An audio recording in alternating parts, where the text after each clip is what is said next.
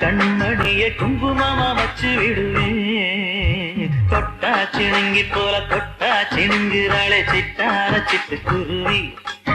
என்ன விட்டா போதும் முன்னு சித்தா பறக்குறாளே குத்தால தொட்டு மருவி.